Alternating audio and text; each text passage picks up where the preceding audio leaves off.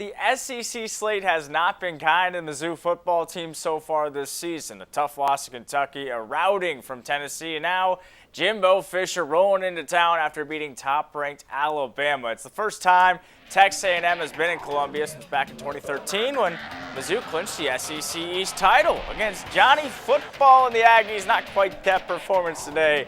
Connor Bazelak goes back to pass, and Jalen Jones with the INT. That's just Bazelak's first interception of the afternoon. Texas A&M runs it in for a touchdown, make it 7-0 early on.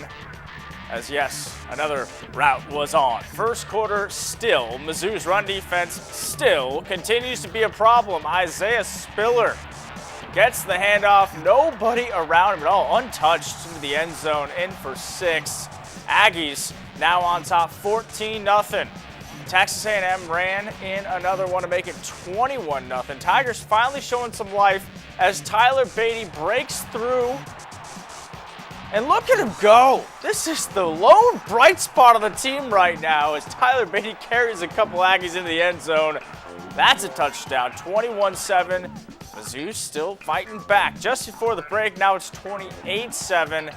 Just about the only positive on defense of the half is Zach Calzada's intercepted by Jalen Carlisle. But Coach Drinkwitz decided to run out the clock to go into the locker room trailing by 21 points instead of trying something. Second half, defense gets a 3-and-out. Offense capitalizes. Bazelak lifts one to Tusky Dove. Makes the grab and double coverage. That's a great momentum play for the Tigers. Long college football game, so anything can happen. And a couple plays later, Dominic Lovett runs in for his first career touchdown. Trick play. You got to have those if you're going to try to beat the Aggies. 28-14 was the score, and you thought Mizzou, hey, maybe? Well, maybe not. The Aggies just kept responding. As this one up the middle for a touchdown.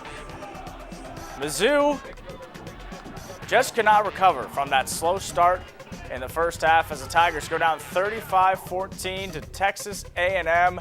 Connor Bazelak did not have his best outing with 230 yards, 2 first-half picks. Texas A&M ran all over MU's defense. Heard that before. 283 yards on the ground, 430-plus yards total. But as ABC 17's Natalie Jones tells us, the Tigers, they did have some opportunities. Well, the little things killed Mizzou in its matchup with Texas A&M today. The Tigers and the Aggies were actually only separated by about 50 yards of total offense. But here is the kicker. Mizzou had 13 penalties for 106 yards. Head coach Eli Drinkwitz says his Tigers can't beat themselves like that, but it's all a part of the process. I realized maybe last year we probably overachieved, and so everybody assumed that those expectations would meet this year. It hadn't gone that way, it just hadn't. But that's part of the process. And again, I've said this before, I wish success was always linear. It's not. Biggest thing is just staying together, you know what I mean? A lot of times, people that have a lot of successes, it's easy for them to be like, oh yeah, we're winning, you know what I mean? But failures and adversity is just like what makes you a team, you know what I mean? And right now we're facing a lot of adversities. We just have to stay together and be a better team. Before we can win a championship, we got to keep from beating ourselves. And we weren't able to do that today. Eli Drinkwitz and company are going to go back to the drawing board during this bye week, but then they'll head to Nashville on October 30th to try to get their first SEC win against Vanderbilt. For now, reporting at Fairfield Field, Natalie Jones, ABC 17 Sports. Drinkwitz also talked about the message he's been given to recruits after the last few games. You can hear that and more on our website, abc17news.com.